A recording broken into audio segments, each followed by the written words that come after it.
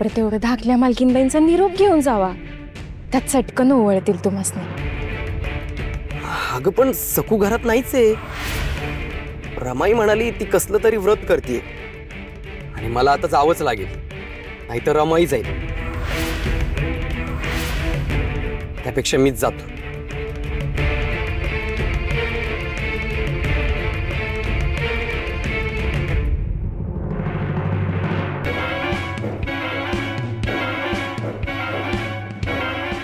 काय गे गंगे, ला कशाला पाहिजेत ग उचापती म्हणतो मी। देवानी दिले ना ग नाक म्हणतो मी, त्यांनी श्वास घे आणि सोड म्हणतो मी। उगीच इकडे तिकडे खुपसायचं नाही हो, नाक म्हणतो मी पाप।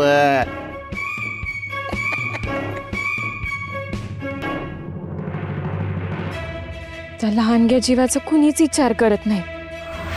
नाक खुपसत नाहीये, पण मला त्या लहान जीवाची लई काळजी वाटते।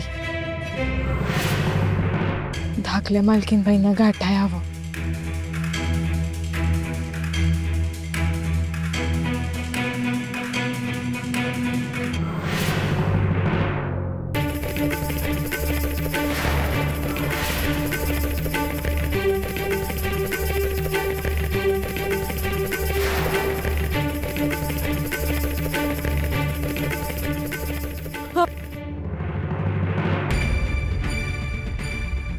काय झालं गंगा मावशी, तू एवढी धावत का आलीस?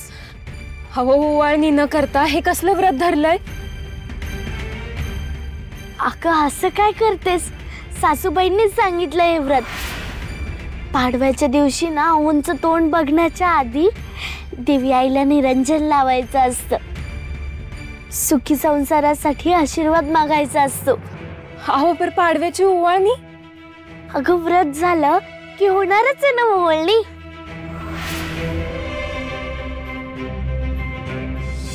पाडवा झालाच नाही आणि मला जावं लागतं।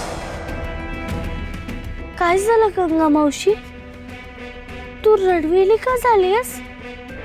अहो पर ओवाळणी कराय दिगुशा ठाईतच कुठं घरला? कापडाचं गाठोडं घेऊन कवाच गेले वसुलीला। ते तिकडं आणि तुम्ही इकडं। काय बोलतेस? म्हणजे पाडवा ओवाळणी? अहो तुम्ही घोर घेऊ नका, लई दूर गेलं नसतील। आपण त्यासनी जाऊन गाठू आणि माझ्या झोपड्यात करू की ओवाळणी, मग जाऊ देत त्यासनी कुठे जायचं असेल तिकडं।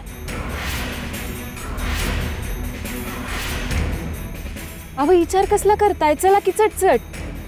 हो का वेळ कशा पायी दवडताय, चला।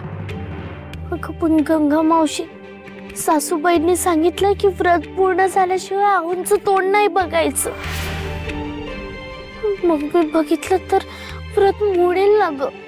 अहो असं कुठं असतंय, मी तर नाही ऐकलं बाई। नसू देत, पण सासूबाईंनी सांगितलंय ना, मग ते खरं सुद्धा असू शकतं। आणि गंगा मावशी, ते खरं असो किंवा खोटं, ते जर मी मोडलं तर पाप कोणाला लागेल? आऊंच्या सुखासाठी, आरोग्यासाठी मी हे व्रत करते ना। मी व्रत पूर्ण करेन, खरं आहे की खोटं आहे ते सगळं विठुराया बघेल। अहो पर पाडवा आज आहे।